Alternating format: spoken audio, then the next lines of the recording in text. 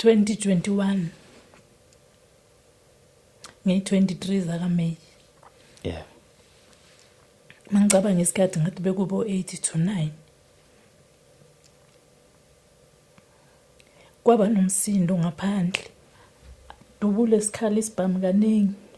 Abese omunye uyakhuluma athi so udubulelani ngoba besingakasho ukuthi sizodubula. Uyazwakala lathi nasiphakathi endlini. Hayi sihlale singaphumi.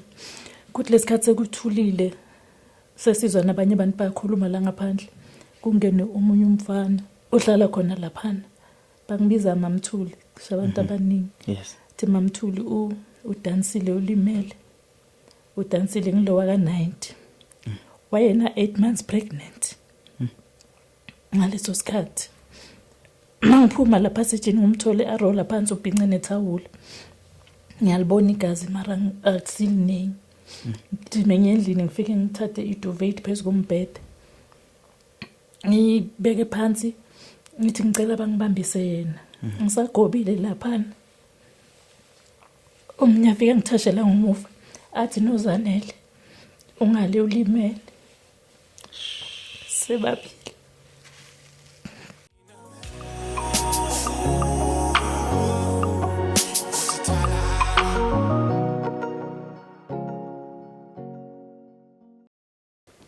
Sanibonani babukeli simakhaya igama lami ke ngukwazi ngakansele ngaphansi ekandla mhlatha mnyama nginibingelela silapha kune podcast lapho khona suke sixoxa nje izinto ezahlukahlukene ezihlupha abantu bakithi nenkinga ke nje mhlawumbe ezihlupha umphefumulo ngabe ezihlupha inyama nokuthi ke mhlawumbe usugcina umuntu ebona ukuthi sekungaphekwa amandla akasakwazi ukumelana nakho ingakho ke sivulele platform ukuthi wena mbukele ekhaya umuntu osuke sefikile phakathi kwethu ukwazi ukumlekelela. Siyabonga nje kakhulu ngendima esenidlalile nohambe senilihambile nathi unyaka wesibili lona ningakaze nesilahle phezulu kwabantu bonke asebefikile irecord rate 99.9%. You make sure ukuthi lo muntu uyasezakala indirect or direct. So siyabonga kakhulu siphinde sibonga futhi nakuma friends of podcast namanje siyacela abanye abantu besijoyine so that umbukeli wethu njalo umhambeli wethu mayifikile akwazi ukusizakala right then sibonga futhi nalabo abayingxenye yama podcast wethu and ngonyaka mhlambe ke ngizonimemezela indaba ezimnandi nokunye okuhle nokunye osekukhulu sekuthe mhlambe okusehlelile kwi podcast ngegama lokwazi ukusiza abantu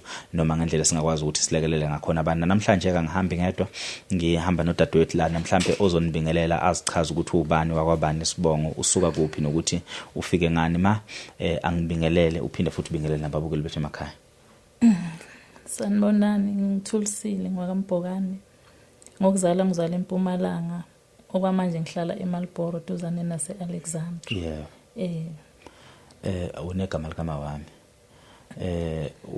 mhlambe asiqale eqaleni kungani usibhalelile yini le mhlambe ekwenza ukuthi uthathe isinqumo sokusukuma uzokhuluma?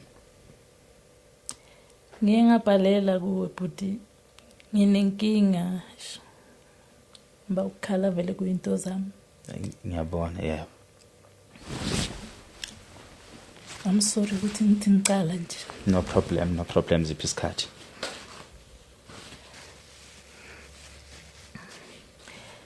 Mm 2021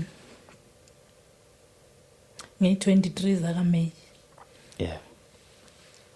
Mangicabanga isikhathi ngathi bekubo 80 to 9. Kwaba nomsindo ngaphandle. Then umsindo usasekhona ngaphandle kule ndawo le engihlala kiyo. Yeah. Kunama room phakathi then bese kuba ne-open space la ukuthi umuntu nomuntu ofuna ukuhlala noma ufuna ukuphuza abanye bebanokudlala namadayisi khona lapho kule open space. Yes. Kune light. Kwaba nomsindo kuyezwa kunomsindo wonke umuntu uyaphuma. Yeah. Mangizophuma mina endlini ekhoneni la kunendlu yo kandodana wami ngapha kunosisi engibhekane naye. Ngithe mangiphuma mina nalo sisi lo sakashonile lo sisi. Bheka phambi kwami. Uyaphuma naye. Kuzoba nomntwana wami lastborn. Uwenza 17 manje. Yes. Angilandele. Nase ngiclose to la kule passage. Solo bascreamila ngithi laba abantu laba so ilight likhanyisile isithunzi mara angiboni ukuthi ubani esithunzini. Yeah. Ngimbone aphakamisa isandla phezulu kubonisa ukuthi isibhamu lesi noma adubule kukhanya umlilo. Yeah. Ngiphushe lo ndodana wami lo ucala ngene naye endlini lo yasisi lo adonse lo omncane wami abiyele naye emuva aculeke lapha phansi lo omncane. uNkulunkulu ke shothi azange bambona ngoba wawadojwa yini. Usisi lo yangena endlini nasingene la kulendlu laba abantu basekhoneni la kulendlu dubule isikhala isibhamu kaningi abese omunye uyakhuluma athi so udubulelani ngoba besingakasho ukuthi sizodubula. Uyazwakala lathi nesiphakathi endlini. Hayi sihlale singaphumi kuthi lesikhathi sekuthulile sesizwa nabanye abantu bayakhuluma la ngaphandle kungene omunye umfana ohlala khona laphana bangibiza Mamthuli sabantu abaningi. Yes. Thi Mamthuli udansile ulimele udansile ngilowa ka90 wayena 8 months pregnant ngaleso sikhathi mangiphuma lapha sejini ngumthole arola phansi ubhinqe nethawula ngiyalibona igazi mara akusilinengi. Ngime endlini ngifike ngithathe iduvet phezu kombhede ngibeke phansi ngithi ngicela bangibambise yena. Ngisagobile lapha umnya fika ngithashela ngomuva athi noZanele ungale ulimele sebabili.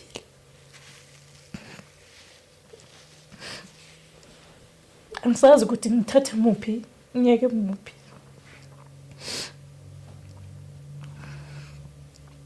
Sebaphumile nalabo chamuka usisi wami besimantombazana si4 nomfana oyi1 sizalwe naye ekhaya but lapha besingamantombazana si4 omunye nomunye beka nendawo yakhe kuyo yona le ndawo. Usisi wami uphuma muva thi mina ubuyapi athi yena kusuke khathi ukudutshulwa lapha njengalabantu bebalele lapha phansi ngizobuya ngapha endabeni yokubadopha. No problem. Bekunabantu lapha nobhuti futhi othandana naye nabanye abayifamily like mina ngapha emzini nabanye nje abantu bebahlezi lapha. Ngesikhathi ukudubula le ndoda le yakasisi wami lo baba umntanakhe wavuka phansi badubula wagijima wayendlini waphusha isicapha wangena wathena uyaphuma wathi ungaphumi basibamba inkunzi la ngaphandle. Okay into angitshela yona leyo ukuthi uphume late ngoba lona wafika wavula izivalo wavuka phansi badubula. Wahamba wafike wangena endlini waphusha lezivalo. Sidobhe lona ke sengiyagijima futhi ngilande yesibili iduvet endlini. Ngiyodobha loya sekalahlile vele umzimba enakakhuluma enebeka umuntu othukayo. So ngitshela ukuthi maybe ubanjwe ilokuthuka. Yeah. Hayi bacela abantu ngithi lo yabhuti lo yana uhlala khona lapha. Wangisiza ngendlela eyisimanga ngoba ngangazi ukuthi ngizobathwala ngishiye muphi ngihambe namuphi. Kodwa wabafaka iprivate yakhe yo i1 incane wakhona futhi ukufaka mina wafaka nalo dadwethu lozemva kwami. Saminyezelana lapho kuze bafike kanye eclinic. Sithe masijika ikhona ngase kunendawo makukhuphukela ngase clinic lo 87 wanyakaza. Sayitshela ukuthi hayi uyaphaphama kani ngabona bekakuthula. Nasifike lo omunye pregnant uyakhuluma uthi akakhunyulwa ama-socks. Masifike first isihlise ecala lo wa87 lo ngithi mina unobeka umuntu othukayo. Angene phakathi ngithi futhi bangincedise ngisahlisa lo mangihlisa lo ngithole lo yasebambekile laphana ngilwe lo doctor ngithi hawu asho why ungamcheki athi sekavela shonile. It's just like that. Sekavela shonile. Ngimbuke khale ngijemele lo mncane. Sekugcwele ke lapho. Mase kugcwele lapho ngiyangikhumbula futhi ukuthi ngamuva nakakhuluma athini wayefuna yena ukukhuluma kwaba ukuthi kuthiwa bathi asiphume lapho ulimele kakhulu spinal cord sho spinal cord ishaye yena nalomntwana uyableed uthunyelwa eBara bese nginethemba ke lokuthi hayi cishe bona bobathathu bekubantu nje bebahlekana abantu kakhulu mina angisiyo umuntu ohlala ngaphandle nojwayele nje abantu abaningi and at least kube manje loya olandela mina waphuma maybe ngabe wambona umuntu ukuthi ubani ngoba bona bekubantu nje bebajwayelene nabantu kakhulu mina angijwayelanga nabantu noma ngaba umuntu lo uyangazi. Masifika ke lapha bamthumele eBara loyana sesiyajika sibiyela endlini nginale hope yokuthi ekseni ngiyovukela lapha ngifika lapha angizangithola ngisho nale 1 inhlavu lapha badutshulelwe khona kuthi inhlavu uthathwe bobani kwenzakaleni angazi so azange salala vele sahlala kuthe nje ngabo past 3 yangena ifoni. Hello sesi yavuma bathi uDansile sekashonile. Sekushonile wesibili. Yeah. Onakala kakhulu moya wami. Kuthi ngine hope ukuthi yena lo uzoba khomba laba abenzela abadublile ene umdlayo ukuthi babebaleka kuyipassage. Kule passage lo wa 87 beka phambili lo wa 90 beka semuva kibo bonke labantu kwaba yibo boyi2 ayike nokuthi kumbe babashaye babe lichwala bavele nje kwaba kuphela kwabo bashonile umama ngisenaye umthwalo wa mama manje ubuyake kose bahambe baye ekhaya ngiyayibona inkinga yemali nakunye isupport ebekidi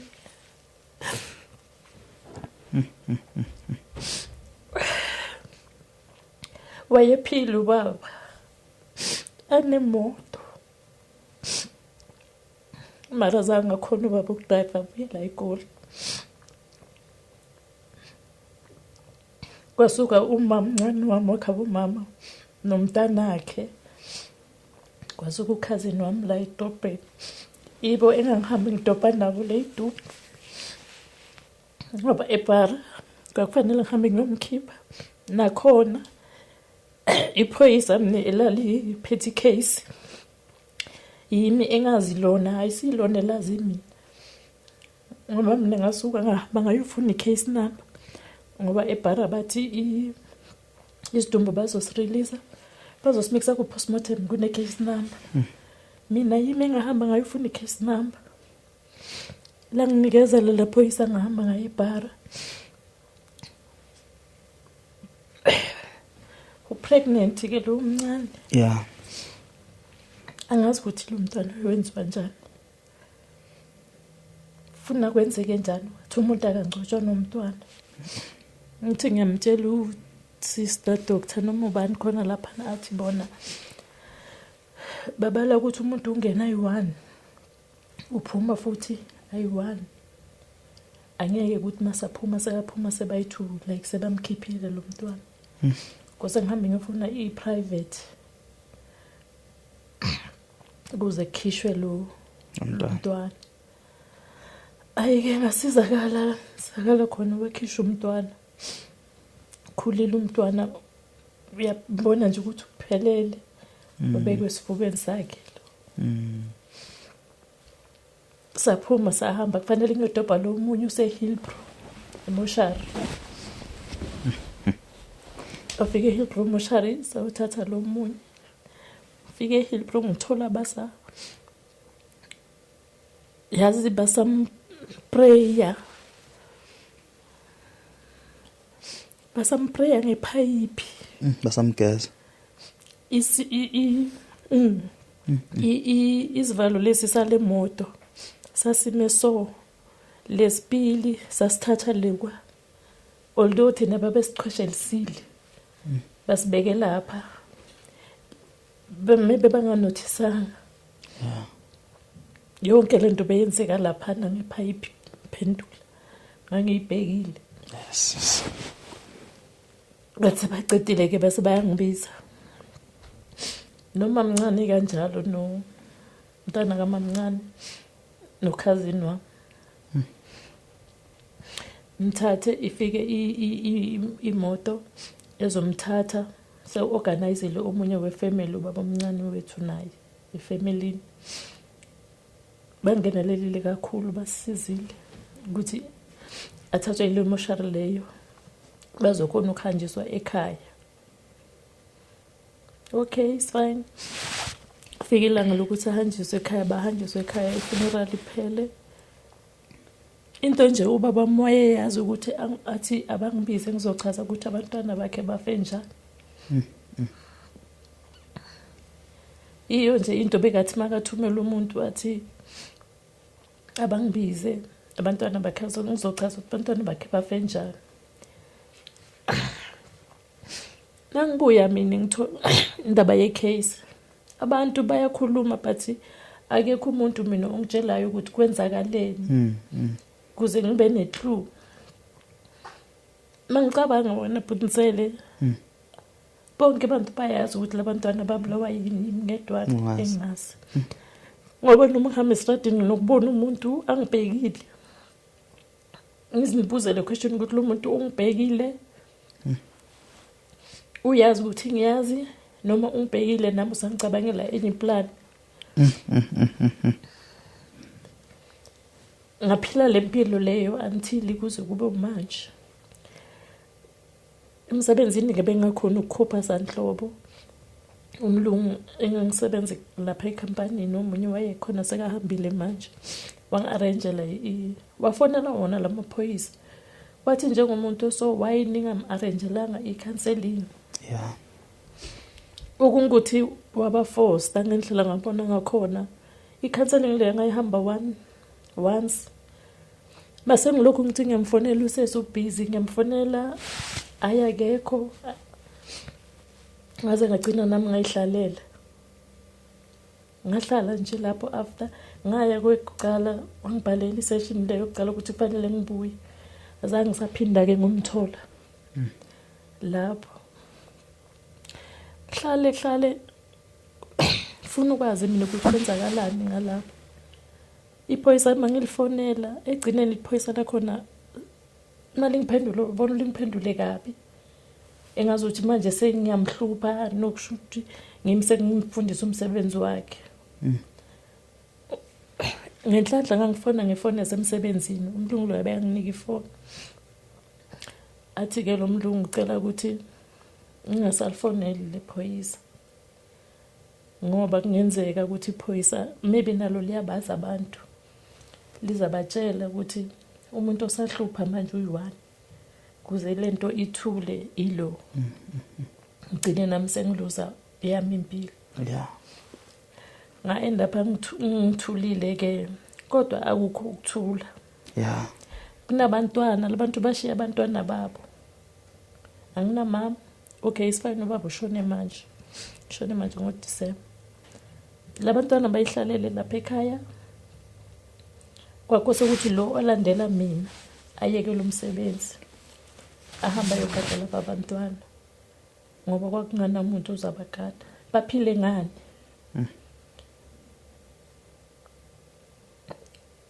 Ngoba fanele baphile phela sebabonke lo olandela mina uke watoha esikolweni naye kwaphela esikolweni uye lo 87 wanomntana oyi1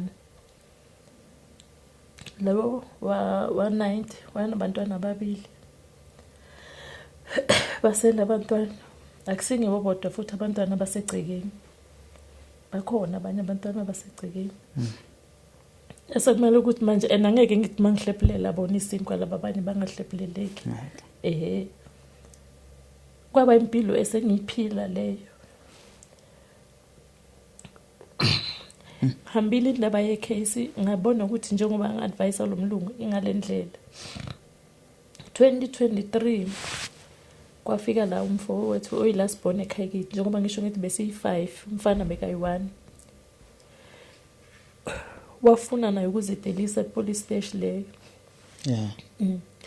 uthi mangafika epolice station ngoba lesikhathi lo avuka lapha phansi asibele emuva kancane njengoba uthi wabaleka wayendlini dadwethu wamtshela ukuthi bayabamba inkunzi uthi wayigijimisa imoto futhi angazi-ke ukuthi kanjani njengoba wayebalekile and then imoto mayigijima la sihlala khona kune-area ne-SLC ine-camera mangikhumula kahle khona omunye umnyaka omunye ubhuti waba nenkinga nemoto yamsiza i-camera leyo kodwa mina ayizange ngisiza kwathiwa bathi i-camera beyingasebenzi enzansi la kuthiwa bathi imoto yajika khona kwakune-camera mina ayizange ngisiza ngoba kwathiwa beyingasebenzi leyo camera leyo makasabuya-ke lo lasibone yakithi ahamba afuna kimi igama lalephoyisa ngimnikeza igama lephoyisa ahamba ephoyiseni uthi wafica le docket khona lapha wathi uphoyisa le docket nami ngisabhizi ngayo mara kufike umuntu waletha amanamba amabili nama cellphone number amabili wathi lo muntu kulama cellphone number lawa amabili funa lo muntu lo ubheke ukuthi in 3 days wayefonela bani wayekhuluma nobani before kuzowenzeka le situation leyenzeka wathi ke lo ubani lo muntu olethele izinto wathi iphoyisa lathi uthe kimi umalume walaba abashonile abodadewethu mina lokho angikwazi so okay ngilindile phela ukuthi iphoyisa ngoba mina yimi engangibhalise lapha alikaze mina iphoyisa lingifonele yimi engangilifonela ngaze ngayeka okay after lama number lawa ambambili anikezwa wona uphoyisa wenzani ngoba mina azange ngitshele lutho till today kwalawo manamba lawo ukuthi abani azange angitshele lo today ukuthi amanamba lawa akhuluma ngawo amanamba wakabani kwenzakaleni kula manamba njengomuntu ophethe icala ngiyakhuluma ke last omyusisi ngeke ngamusho uthi kunomfana bambulele ngale bamshaye ngeyidina wafaka buhlungu ithi mina hawo athi wokugcina kulabo ababulala abantwana bakini ngithi mina hawo wena uyabazi nabantu ababulala abantwana bakithi njengoba uthi wokugcina hayi ayijike usisi athi hayi nami ngizwa nje abantu mabakhuluma the way uclose ngakhona kimi ngendlela ngibona ngakhona that's why ngithi bonke abantu bayazi ukuthi labantwana babulawa yimi ngi1 engingazi ukuthi labantwana laba babulawa yimi ngendlela ngibona lo sesa kimi aclose ngakhona bengacabanga ukuthi yena angangitshela ukuthi wokugcina kulaba mara angakaze wafika kimi wathi abantu ababulala laba ilona lo noma afanisele hayi angikhumbuli so ingizwisa ubuhlungu kakhulu lento bhuti endleleni nje ngiyahamba ngiyabona ukuthi ngathi umuntu ungibhekile nanga umuntu futhi uyangicabangela ngendlela ngibona ngakhona ukuthi bayabazi abantu abanye lapha nabashaywa ngazi isibhamu ekhanda abanye bashaywa ngale bashaywa ngakhona azange badutshulwa but akekho noyi-one othi kumbe mina ngabona umuntu kumbe omude noma umfishane noma ini, akekho noyi-one.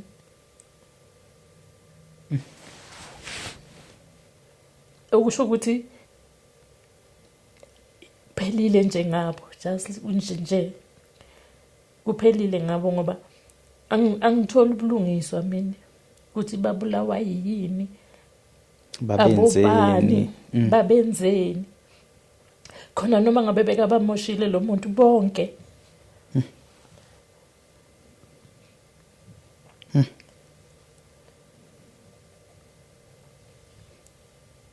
So ngiyadinga mina bhuti ukuthi ngithole ephoyiseni ukuthi kwenzakalani. Noma ngabe icala kumbe sekalivalile yena angazi, but mina akekho umuntu wakangitshela ngecala. Inamba mina enginayo solo nginayo since kwenzeka le nto le. Akunanamba ukuthi ngithi mina kumbe ngachange inamba. Cha, ayikho. But ngiphila phansi salempilo le yobuhlungu nokwesaba. Izimpilo engiphila ngaphansi kwazo lezo. Ngiyazama mangibona labantwana ukuthi ngiqinise, but mangingedwa akuvu. Since ngiqala ekhala ngeSaturday, mangazi ukuthi ilanga lapho le esisuka kiyo 23. Okay. Okunyeke kwathi kwenzeka ngelanga lokuthi ngoJune. Ayithi bebashone ngoMay. Yeah. NgoJune ngahamba ngekhaya ngiyobenzela umsebenzi. Ngakho hambile, okay, isifine emsebenzini ngibalile ukugula lo ngithe ngiyagula mara ngazi kahle ukuthi ngiphi. Yeah. Saturday Friday makufanele ntambama yakhona sizohamba njengomama kwenza umsebenzi kuye emathuneni bese kuyabuya ke kahlajwa. Ngithola i-call kuthiwa la sihlala khona kuyasha. Kwasha kwaphela yonke into. Ama-document mina benginawo alaba angisanawo la. Wakhona ngila asekhaya. Okwakungamoshwa umlilo, kwakumoshwe ngamanzi, kwakuqinywa. Kwaphela kungasho ukuthi kuphela yami indawo yodwana, njengoba ngisho ukuthi indawo enkulu enama room. Bese kimi ngibona ngathi babelahla umkhondo lapha. Ukuthi mase kushisiwe akusananto ezophinde itraceke. Lapho solo ngiyasho isizathu sokusha lapho. Yebo ngizokuthiwa bathi umuntu washike stofu, umuntu wenzani. Kwasha lokho ukuthi ibhuti kwasha. So uyakhomba nje ukuthi wayelele la, omnye wayelele lapha ngoba babelele ngokulandelana. But kwacalwa phansi lapha kwaHari kahle, kwacalwa phansi. Kwasuswa yonke lento. Wena wawazi structure lesa last angeke manje ufike uthi ila.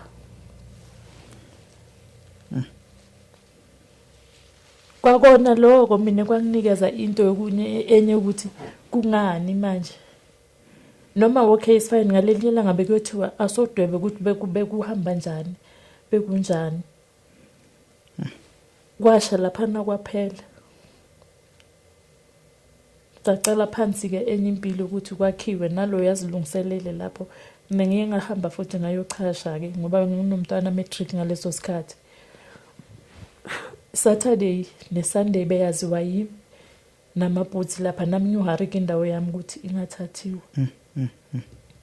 Up until saze kwaba right. Kungimanje mina owamlungu akazi ukuthi mina ngabiyela lapha. Wangitshela waze wangibekisela wathi uhusband wakho ushonele lapha. Abantwana bakini bashonela lapha. Namuhla ushelwa yonke into but still wena usahlala lapha. ngihlalile for irent laphana ngabona ukuthi angeke ngi-afford angali uke wangi-assista naye angeke ngi-afford irent ngoba lapha ngibhadala irent ngihlala khona that's the reason eyenza ukuthi Saturday beyaziwa yimi ukuthi fanele nami ngiyolungisa indawo yami kodwa kungimanje nje yena ngisingayimlungakazi nokuthi ngingabuyela mina lapha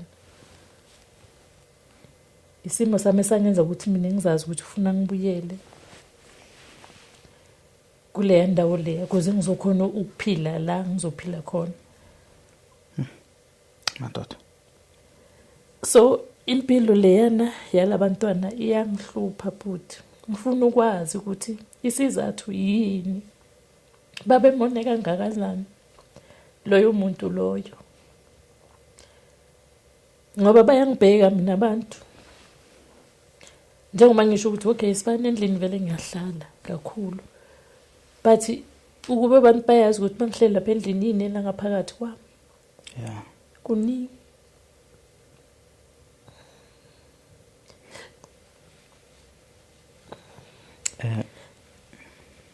ngixolisa ukuphulisa soqhubeka ngixoxele abantu besifazane bowu2 noma umfana nentombazane laba abalimala abantu besifazane bowu2 u87 no90 u90 lo pregnant u90 lo 8 months pregnant babe khona nabantu besilisa phandle omakudutshulwana babe khona ingoma ngichaza ngithi lo oyi1 uthandana nodadewethu lo zemuva uye lo wavuka phansi wayophusha isicaphu wamtshela ukuthi babambe inkunzi engingababala mina wesibili omunye wefamily yangapha lapha mina ngikane khona nomunye futhi wangapha mina ngikane khona nabanye omunye uhlala khona lapha unokuthengisa nje lapha omunye naye wayezithengisela futhi wayekho kwakunabantu futhi bebaningi kwakunabantu bebaningi njengoba ngisho makuyi Friday uyabona wonke umuntu abaphuzayo babodwa abenza ini babodwa kwasale passage lelana babebaleka ngalo babebaleka babaningi kodwa kulanda kushana limali lezi ilamani lezi zethu kwashayeka netibona bobabili angisho ukuthi laba abanye bebadeserve ukuthi nabo abalimali but nje wayibona so ngesingawe ngoba ngiyazi ukuthi unayo imidlinzo ngaphakathi not ngokuzwile ngabantu umdlinzo wakho uthini ucabanga ukuthi kungani laba bowu2 balimala umdlinzo wakho nje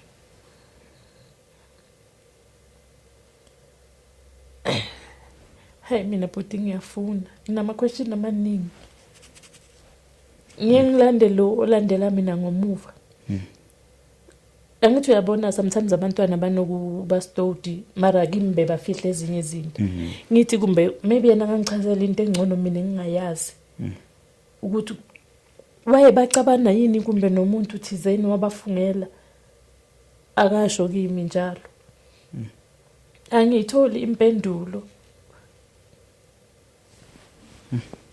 angitholi impendulo into nje kwasala abantu laba njengaloku ngithi mina ngamuzwa umuntu athi manje udubulelane babekhuluma le language le uyezwa abantu basezima bakhuluma njalo yes babekhuluma le language leyo lapho nge100% sure ngazizwela ngezami indlebe that is why ngithi ukuthi mina abantu angibazi at least kube lo semva kwami wayephumile wayekhona wayeyokwazi because abantu bekabazi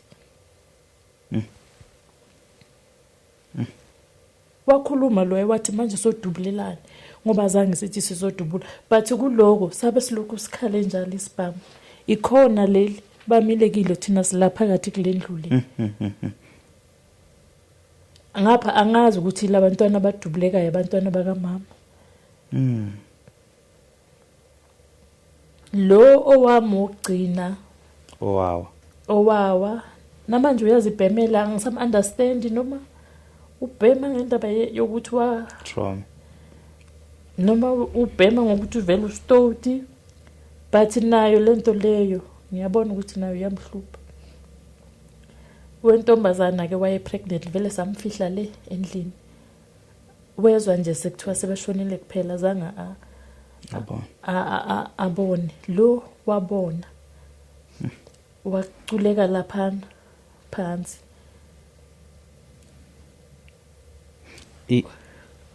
kwathiwa okay naye umlungu loyo wam-arrangela ke wathaka i-counseling yona leyo ngokufosta lelo phoyisa bamhambisa le first 15 Alexandra Police Station. Yes. Wa-attenda kwathiwa makuvalwa ku-December kwathiwa sekuphelile njalo. So mina ngifuna ukwazi ukuthi mangabe uhamba i-counseling i-session leyo ihamba igcinephi akubuye ima-result kwenzakalani mangabe bohamba i-counseling. I-counseling depend on ukuthi is it private or ile kahulumeni ngisho njalo. E-private uyihamba kuze kube ukuthi uyasizakala. Mina zange ngisizakala. Uyihamba kuze kube ukuthi uyasizakala kudependa ngeinsuku akakuphazwana for your sessions. Sometimes every Tuesday, every Monday or 2 days a week depending on the situation and ukhulu bento ekuhluphayo. Supposed to be 1 hour max every lezo nsuku lezo uzoyenza. But ke sofika lapho kwi-therapy. So now lento yenza kumuphunyaka 2021 ngi-23 May njengalo ngisho ukuthi Saturday. Yeah. Every year kuyavuka makufika lo mnyaka. And I can see ukuthi the way usakhala ngakhona it's like into enzeka izolo.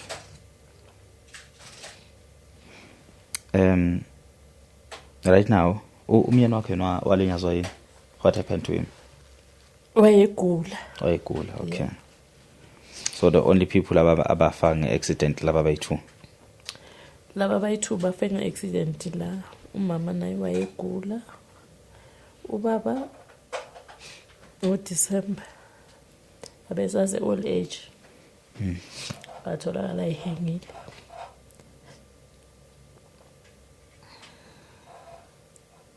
Old age.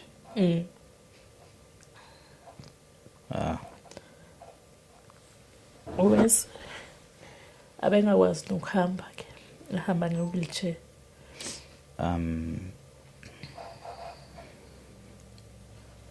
Ngisathusa ukuthi bese old age and uzihenga kanjani? Exactly old age. Ezenga ngani? Intambo yesicathulo nentambo ye-tracksuit. Wayithatha ihlanganisa lezo ntambo. Ihlanganisa lezo ntambo ifastera lela liphezulu. Ukuthi wafika kanjani kilo? Walenga kanjani kilo? Intambo ya kwaza kanjani ukumsustain ukuthi alenge? Onke ama question lawo. Nokuthi makathulwa laphana ngithi mina ngila igoli. Wathi bafika sebafonile ukuthi ushonile. Lo ngilandelayo ngithi usekhaya nabantwana. Wathi ayisiyeza in 15 minutes. In 15 minutes leyo wathola mara sebamthulile. Ningasabonanga le scenario kulenga kwakuthi yenza sense. Wathi nimthula kanjani? Singakafiki thina. Uthapha phoyisa aphendula athi wona bewajahile.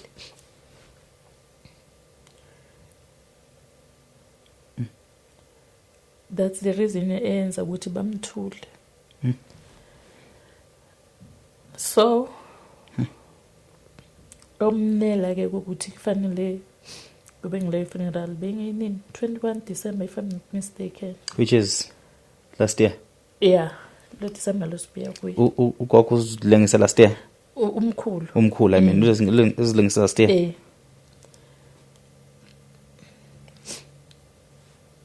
Ngentambo yecathulo. Yeah, ihlangane ne-tracksuit. Nentambo ye-tracksuit not even le cause leze incanyana. Le inkulu le. Hayi. Cause ya stretch le nto leya ungathi uthule ngayi stretch nje uzofika phansi. Into leyo eya sahlangana nayo ke khona lapha. kuthiwa intambo yesicathulo nentambo yelo i-tracksuit. i-tracksuit. And then umkhulu bekakhona lapha e-old age shuthi njengokusho ukuthi uyazi umuntu noma ngakhala nitshela ukuthi hayi akahlale vele. Kodwa ke wayengeke vele azohlala phi ngoba lapha sekunabantwana bodwa. Akusekho phela umuntu omdala lapha. Uyikhala ethi akafuna ukuhlala old age. Wayenokucomplain kubo auntie like mabayimile kumbheka. But bebangasazi izathu ukuthi sikhulu kangaka. Only to find out last week on Wednesday kwaba khona umuntu obafonelayo ukuthi ufuna ifamily. Mabafika lapha na wazoconfessa ukuthi ayi azange azifela bamshaya yini isagila. Isagila lento enekhanda. Yeah. Omunye womuntu khona lapha. Wamshaya kuphi? Ekhanda. Waye wamshaya waphuma ngisho amazinyo. Azange ba reporter waphinde wamshaya. Lapho ekhanda lapho ngilapho kwaholela ukuthiwa so uyikhungile. So nayibona nemark ya entanyeni of intamba. Hey but angifuni ukungasho. Mina zange ngiyibona mina. Okay mina ukubona kwami ukubona lesikhathi asaseboxing. Angazi kumbe laba abanye bayibona intamba kodwa kwakuvele kungenzi sense kwaseqaleni komuntu ohamba ngewheelchair. Uyithola sekayihenga. Kwakuvele kungenzi sense kwalapho. Before mhlambe ngikhulume nami ngibeke owamombono. The main reason enza ukuthi usukume ubufisa ukuthi usizakale kanjani. So for umuntu obukile azi ukuthi okay this is what you really need. You need justice or you need usizo. Ngifuna justice but okay. Ngifuna ukubazi ukuthi abobani abababulala babenzeni. Okukusinda ukukhulisa abantwana. uNkulunkulu uyalazi icebo. Abantwana bazokhula. But ngifuna ukwazi ukuthi kwenzakalani. Bakhulile kungimanje ukhona omunye osamcedile umatric. Just uapplyele last year wangasithola isikhala. So next year maybe angasithola noma ngabe idoholela ngalithola. Omunye walomunye futhi wenza matric futhi this year. Yeah. Kungangithi uNkulunkulu uzalenza icebo. Bomama babashiye bangazi nokuthi bazofika lana namhla bafikile. Yeah. But ngifuna ukwazi ukuthi laba kwenzakalani. Noma ngabe igebengu sebayitholile kimi ababuye phela bangitshele. Mabangakayitholi futhi ababuye bangitshele. But mina ngisho wonke umuntu uyazi ukuthi babulawa yini. Yimi kuphela engingazi.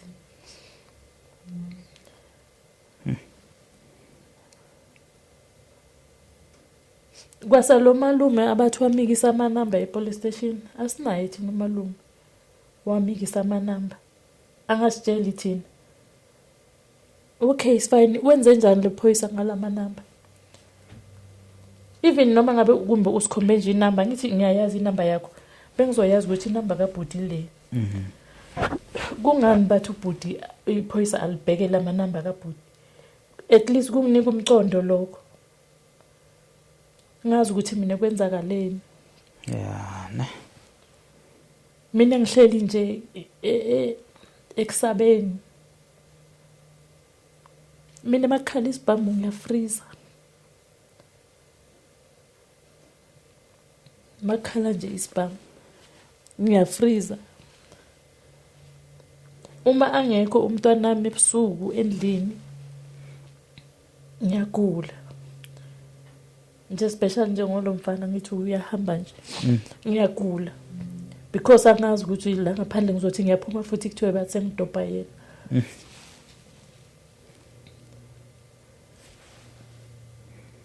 So sometimes abantwana ugcina overprotected. Yeah, overprotective, yes. Yes. Ngoba aba-understand bona. Ukuthi wena kulesi simo lesophila kiso yisiphi. Kunjani, uzwani.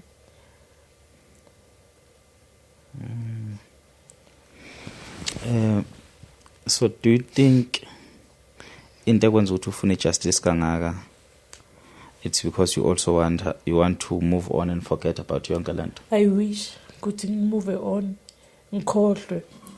Yebo labantwana bayangikhumbuza ngoba ngiyababona. Labantwana mangivala emsebenzini ngoDisemba. Bayasuka bonke ekhaya beze lapha kimi. Bazohlala. Ngiyababona ukuthi bayayinida iclosure yokuba nabo mama babo. Because any December wonke umuntu ufuna nabo mama wabo, ufuna kuba nefamily yakhe. So ngenza by all means ukuthi ngiyabafukamela. But mangithola ichance ngiyakhala.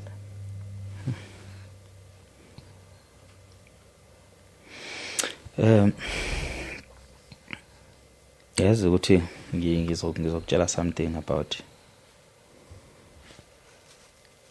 uphenyo nezinto esuke zenzeka makulimala umuntu especially ngesibhamu yabo. Ngizoze ngixoxe even na something personally ngobaba wami ongizalayo. But angiqale la.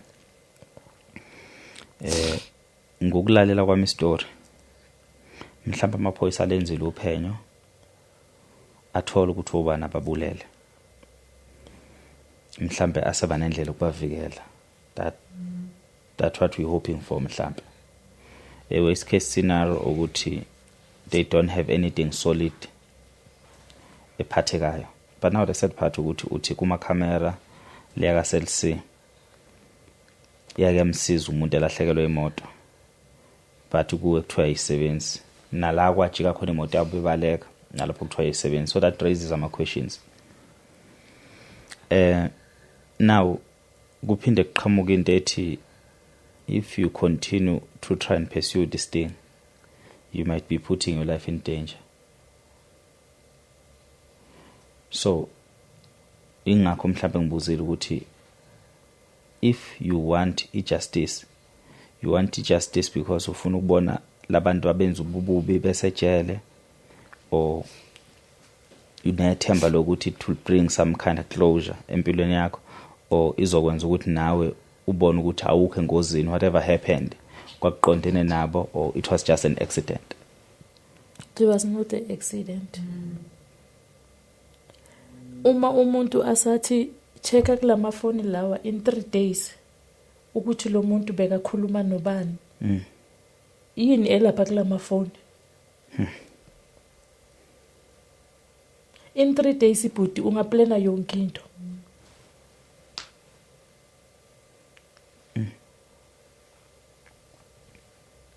So iphoyisa lenzani ngalama number lanikezwa lona?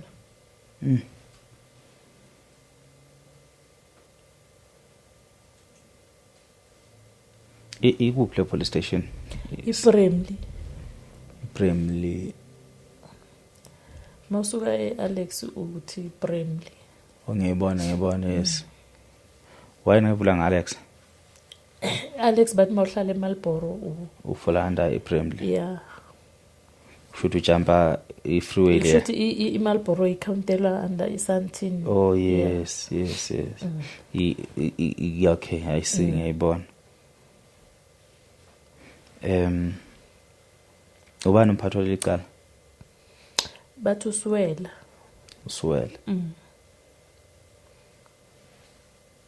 Niphathene kanjani noSwela in running this whole thing? Njengoba ngikutshela mina ngithi mina uSwela akaze afike kimi.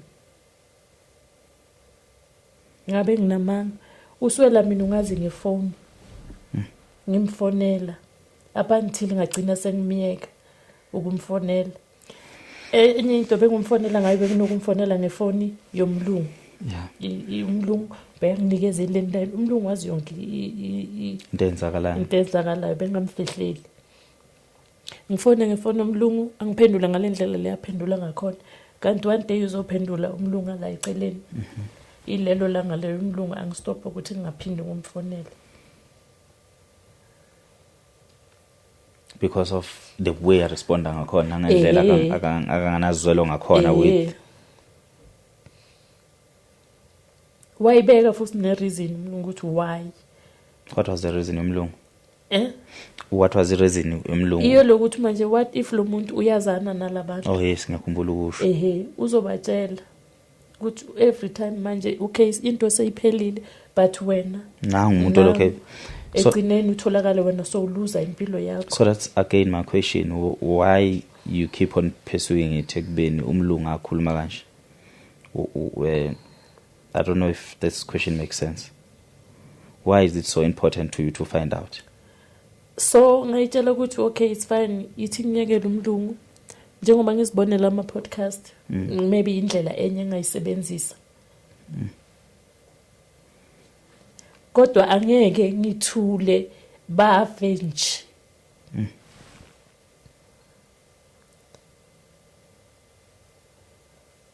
angeke ngithule bafe nje. It's fine angisiyo uNkulunkulu ngiyavuma and nami angahlali ngenkani la kulomhlaba maybe anytime but angeke ngimane ngithule nje. Yazi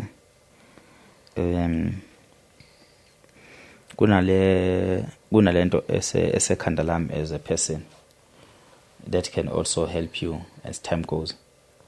I don't know noma sengishumayela kakhulu yini. But I hope izokulekelela nawe somehow. Into yokuqala nje before ngikhuluma khona ngizokukhuluma, you totally need counseling. You need a psychologist like that will deal with you kakhulu. What I can tell you that I know ngokudlulelwa umuntu ukuthi especially ngale situation yakho ukuthi ufike ubhekana nesimo sokuthi ushonile. The question ukuthi ubulawile akayishonelanga, ushoniswe isandla somuntu. Uma abantu belokhu bemukela ngokufa kwehlobo zabo, wena kuba nzima ukumukela because unale belief ukuthi umuntu wakithi ukuba akwenzekanga lokho kwenzeka on that night ngabe uyaphila. And now yes siyafisa ukukhohlwa ukuthi sibani bani ushonile but kuba lula ukukhohlwa masazi ukuthi ugulile. Now ubulewe ubani umbulele? Lo muntu ombulele ukuphi? Uyaphila nje impilo normal kodwa umuntu wakithi akasekho emhlabeni. So those were the questions engihlezi ngizibuza wona with ukudlula kababa wami. Ubaba mdubulela emgwaqweni eseteksini driver. So with this story ngasizwa wagibeza abantu erenkeni mabese bezofika la ehlala khona base becela ukwehla. They pretended as if babamba inkunzi nabagibela babe khona eTexini. And then omunye wamkhiphela ngaphandle, wakhipha udriver ngaphandle which is ubaba wami, wamkhipha ngaphandle amaqedwa wamdubula 1 bullet enhlizweni washona. So there was a guy oyikhona emotweni 2 seats after iseat ka driver. So wayilele lo muntu loyo ephuzile. Lo muntu waphaphama baphucwa amafoni. Ngokukhuluma kwalo muntu wathi yena angeke yena ikhiphe yakhe ifoni. And then lezi gebengu nazo zamdubula ekhanda ke because ilokhuzana inhlamvu yakhona yadlula hamba nobuchopho yachithela kubantu ababehlele eback seat. So ubaba bamshiyele khona emgwaqweni, bayithatha imoto yakhe nalomuntu oshonile. Behla abanye abantu bashiya ubaba lemgwaqweni, bashiya nabantu abaphilayo, bahamba nalomuntu oshonile odutshulwe ekhanda. Bajika nemoto bahamba nayo. Behamba nayo bafika bayishiya imoto phekwe bridge. Now the question ukuthi if bakuthoba beyintshontshe imoto, why beyintshontsha sekunomuntu oshonile phakathi emotweni? If kwabantu ababezombamba inkunzi ubaba, why did they shoot him and ne-passenger. Because if ufuna imoto angeke ubulala abantu emotweni ozoyithatha. So now because they had to stick to a plan ukuthi we need to pretend as if besiyintshontsha imoto, we still need to go with imoto. Kuzothiwa bekuthiwa imoto. But now they not realizing ukuthi njengoba sebesaqhubeka behamba nemoto sebehamba nomuntu oseshonile emotweni okungasesuyena ubaba ulele phansi bahamba nomuntu abangamazi abamdubulile emotweni. So bayishiya imoto phekwe bridge lapha. Now uma sifike ekseni ubaba siyabona ukuthi nakho la kale mali lekhona kunama crime scene awu2. Imoto isel kwesinye space esiyi bridge because kunomuntu oshonele kuyona futhi le moto, right? Yeah.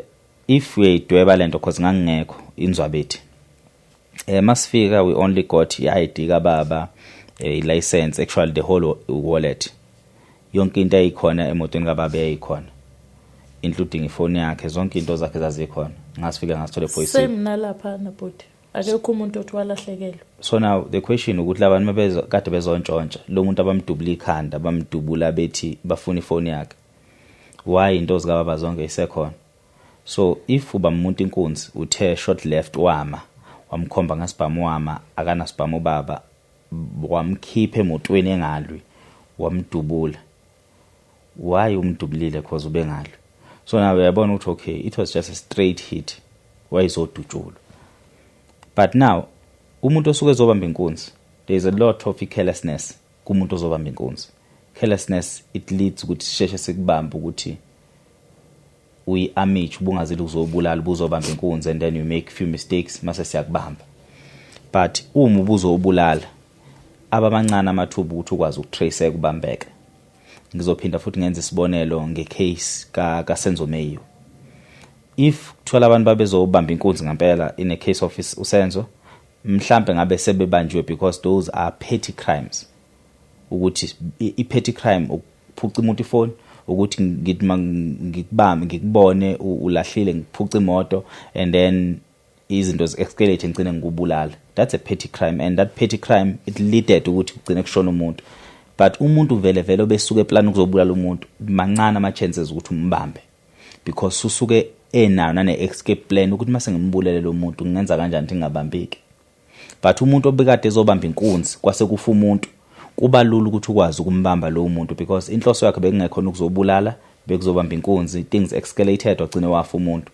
So ama tracks akho usuke ngawakhavi lonke ngokuphelela. So till today ubaba washona 2017 actually. Till today we don't know ukuthi ubani wabulala ubaba. We have no idea. Asizwa ngishona nomkhondo. What is that ukuthi xoxele le story?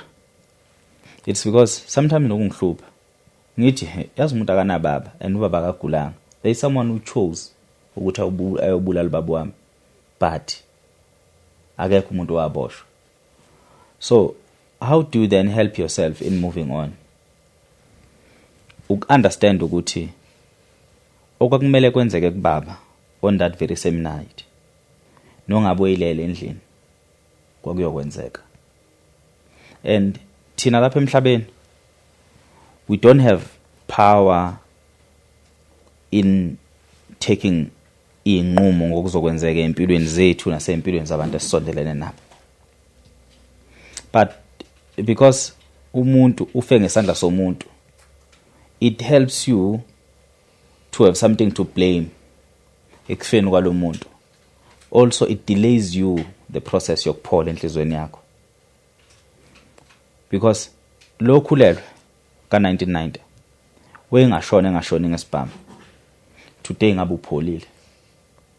Same story with lo ka87 wengashona ngesibhamu, same year car accident ngabe wena usupholile.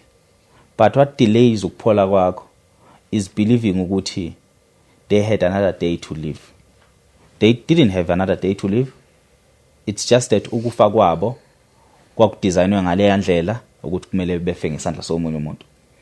So it delays a process in your head of believing ukuthi they had ezinye insuku zokuphila. They didn't have ezinye insuku zokuphila. they didn't have a chance of living again at all. And that's a sad part about impilo. When ukufa sekufikile, it's more of a situation yokuthi once kwakukhomba akukhombi kwenye indawo. Emgwaqweni la sihamba khona, mawusuka la eSpreadview uye edrobheni eJozi, istrad sonke lesi uzofike lapha yangene khona, kunomuntu washona lapho.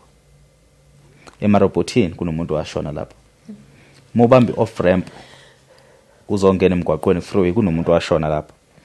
Freeway istep nestep osithatha uzofika edrobheni kunabantu abashona lapho. Uma ungaphiwa ama superpowers ukuthi ukwazi ukubona abantu asebashona emgwaqweni, balingana njengamaconsi emvula. If ungathiwa uthola ama superpowers okubuka umgwaqo ohamba kuona, ungabona igazi eliningi elachitheka labantu usuka la. And believe you me, even nalapha ngomnyango khona umuntu wakwashona. So each and every time unyathatha step uhamba phezulu kwethunzi lokufa. So when you are being delayed by 2 minutes, ufice robotini kushayisene imoto wonke umuntu ushonile. If you were early ngalo 2 minutes, ngabe uyi part of labo bantu abashonile. So ingilozi yokufa isukusifikile lapho. And if ingilozi yokufa ayikukhumbulile ayikho nawe, you'll survive noma kanjani. You'll be delayed with that 2 minutes, with that 1 minute, with that 1 second. So now once sakwazi ukumukela lokho ukuthi ingilozi yokufa iyafika, and mayisifikile ingilozi yokufa ithi khombe wena ihambe iye esigamekweni la uzofika ushonele khona.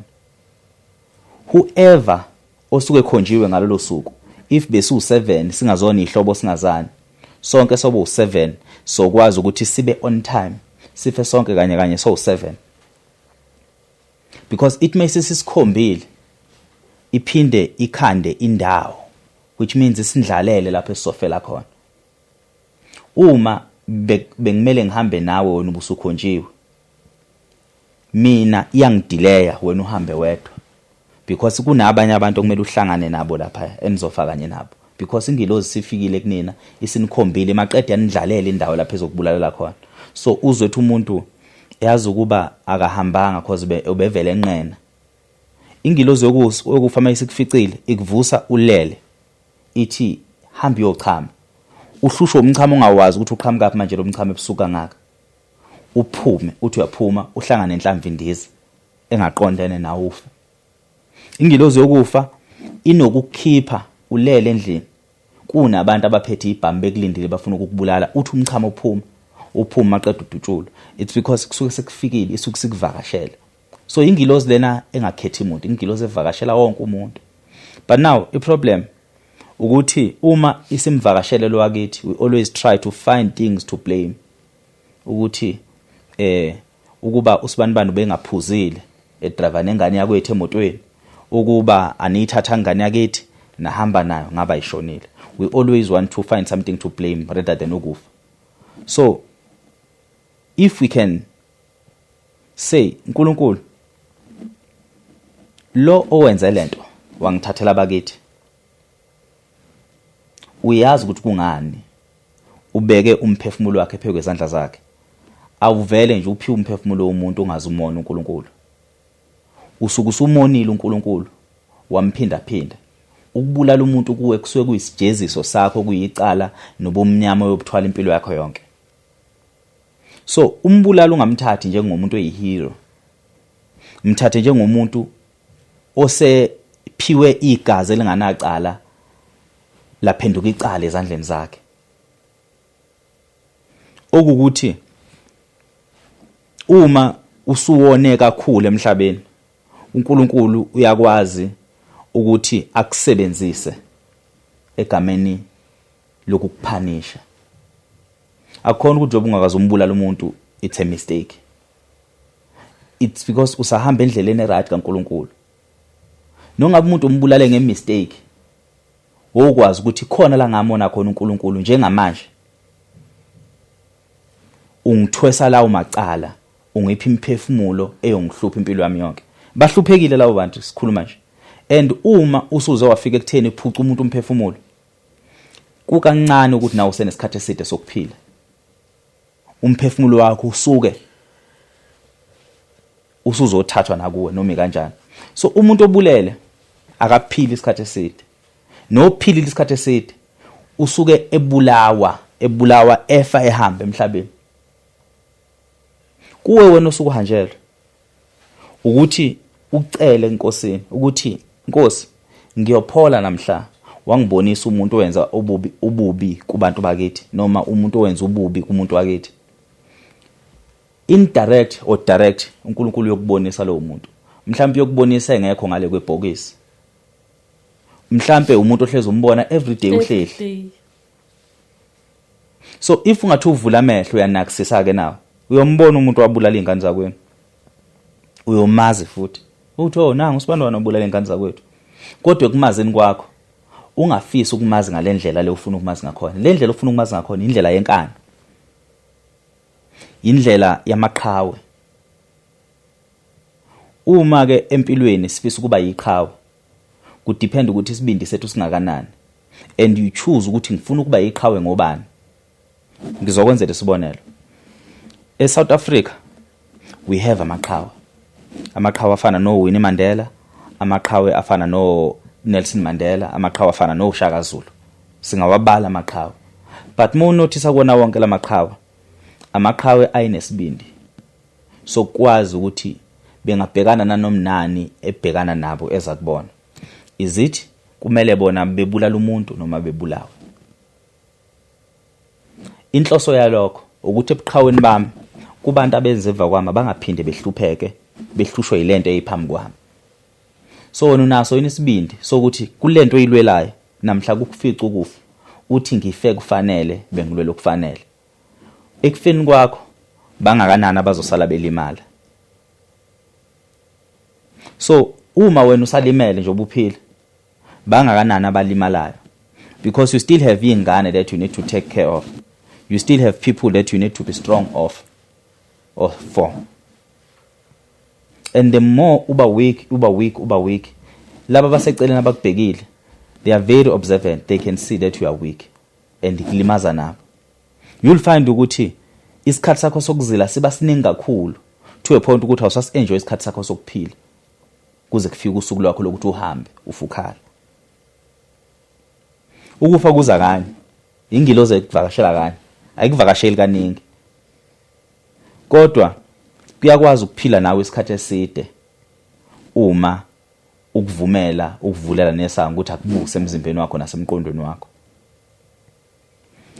ukufa sengubona ikhathi eziningi the same story sosixoxayo ekhaya kwakunomfana omncane kunalo oyena 15 uChristmas sibuya ukuyo enjoy Christmas samba naye lo mfana he still doing grade 11 thina at that time sesiyasebenza semadolobheni kuhamba yimi umngani wami my age usiphiwe na akasekho emhlabeni naye lo mfana wakamthembi ngenza zosekhaya ngikutshela ukuthi cause besingawudlelanga Christmas ekhaya sibuya late basiphakelele ukudla ahambe kubo ngengene kithi usiphiwe wadlule kubo the moment ngithatha ukudla ngithi ngihlala phansi naye uyithatha ukudla kube ehlala phansi kwaqhuma isibhamu ikhathi ezizala ku 7-8 mncane doing grade 11 saqhuma isibhamu kwase kuqhuma inhlamvu yokugcina eyodwa kwathula kale endaweni we don't have omakhelwane abanjengabase Alex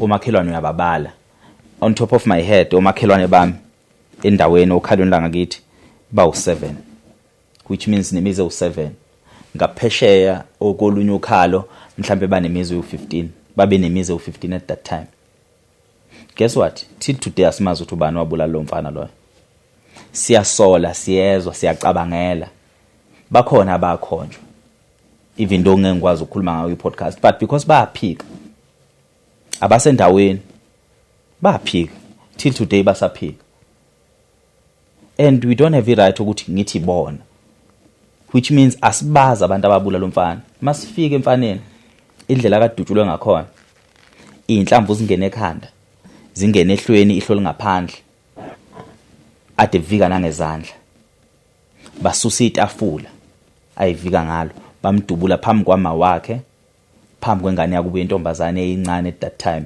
ino 10 years washonela phezu kwesponge actually akashonanga phezu kwesponge wawela phezu kwesponge ababendlalile bezolala kusona so simqubula ngayo lengubo akawele kuyona simfaka emotweni washonela endleleni. That tells you ukuthi uma isikukhombela ingilozi yokufa iyakwazi ukuthi ni separate anihamba ningabangani because labantu abayenza lento abantu futhi ababesilandela ababesuka nathi la sasikhona they waited ukuthi beyedwa if abana nembeza ukuthi bengabulala lo mfana babengahlala bengabi nawo nembeza ukuthi besibulale lesisonke. So the only thing that you need empilweni is to accept ukuthi ingilozi yokufa ibisimkhombile ukuthi kukhombe yakubeka esandleni sikabani isuke isikukhombile.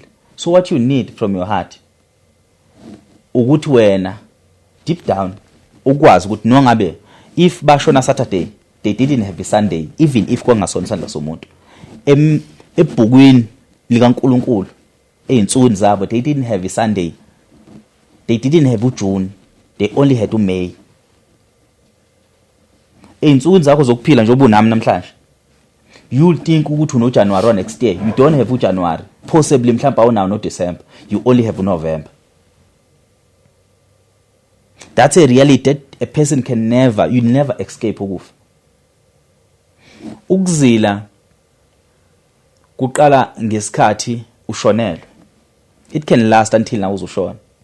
Because you believe ukuthi mase ngishonile mhlambe ngiyokwazi ukuphinde ngijabule emephinde sihlangana. But we don't know ukuthi kwenzakalani ngale.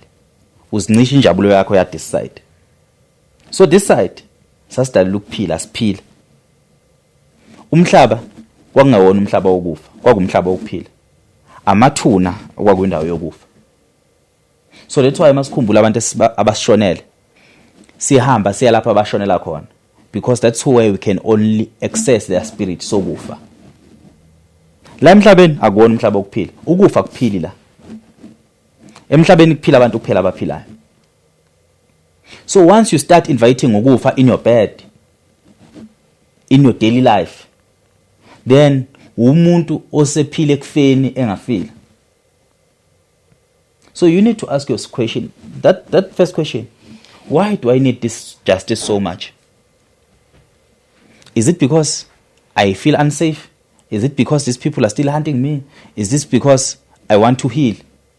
So all these questions, and then you check the danger, how much it danger ngibhekene nayo la.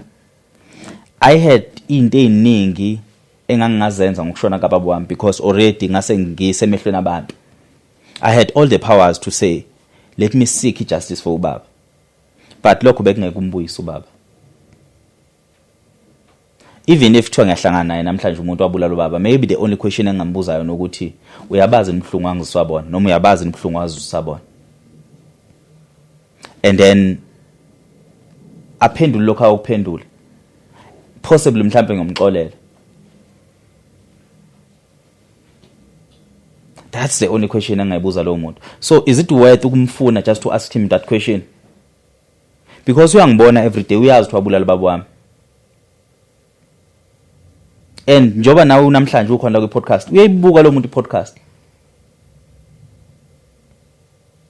You can speak to him, but he cannot speak back to you. And uyakuzwa.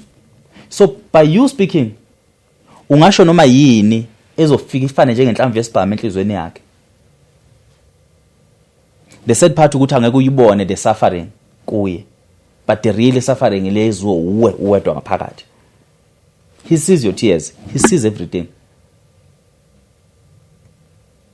but you don't want to intimidate him ekufile ngathi uyingozi, because you know danger shame.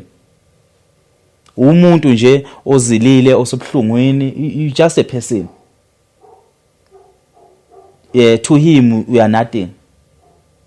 Ufana njengentuthwane le akaphendula ingane zakweni intuthwane. we something njengavela iciphiza. So you're not a hero. Wisulu sento enkulu eyenzeke enganeni zakweni. We are a person who's just lost. You're not even a policeman. And you're standing up because you're thinking, I really need this thing. On what expense? The places esihleli kuzona masikhuluma ngeMalboro, Alexandra. Those are the places ezathatha abantu abaningi kakhulu. Even celebrities. I don't know who was shot there ePakile. I don't think even today batholakala babulala. There is a lot of people bangasekhaya abashona Alexandra. We don't know who killed them. Umhlaba esesiphila kona, umhlaba wa South Africa esesiphila kona. And you'll find out ukuthi umuntu omfunayo we door opposite your door. And uhleze kubona every day. He sees you as no danger. But he's monitoring each and every step that you're taking. Which means uyakubona wena umboni. So when you get closer, ukuthi umbambe, you'll never catch him. Uphila. If he had power to kill 2 people, when we've never killed even inyoni, akekho umuntu wakwamlwela before and then wambuyisa wambeka into justice. The way isiphila emhlabeni ocorrupt ngakhona, we end up kuba yithi esilwela abantu bakithi ababulewe kodwa kunabantu ababekelwe ukulungisa into nje.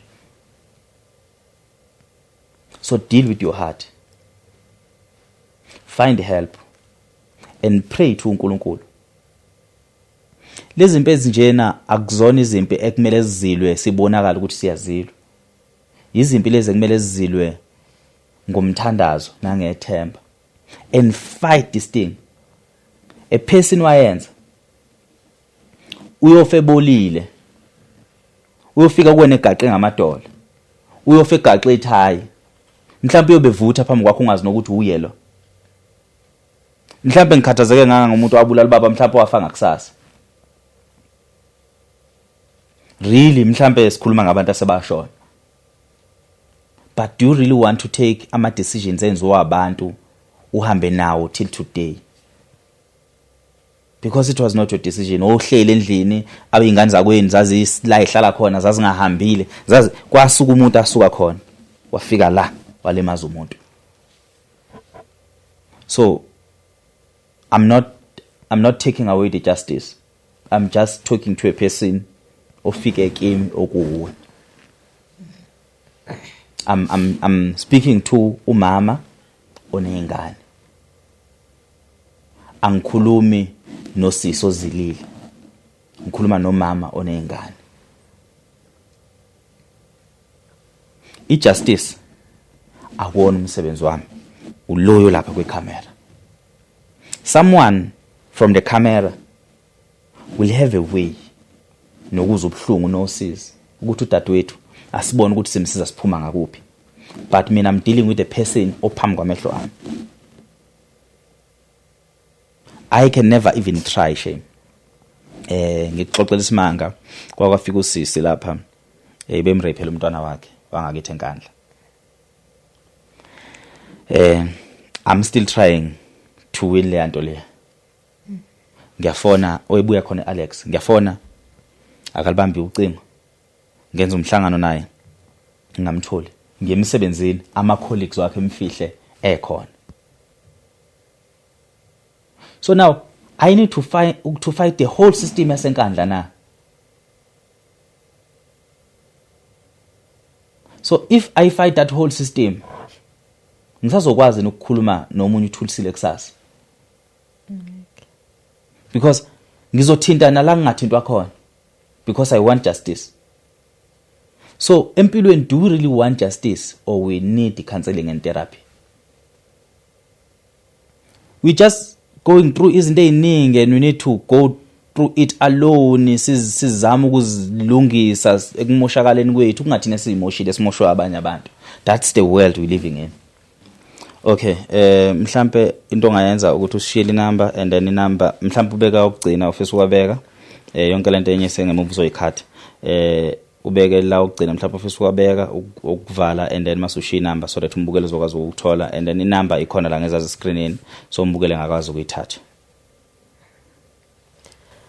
Ngiyabonga ukuthi ngithola lesikhathi lesi ngikhona ukukhuluma into engaphakathi kimi. Kodwa ngiyafisa ukwazi ukuthi kwenzakalani. Yeah. Anginawo amandla angisiyilutho kodwa ukwazi. Yeah. Bekubalekile kimi.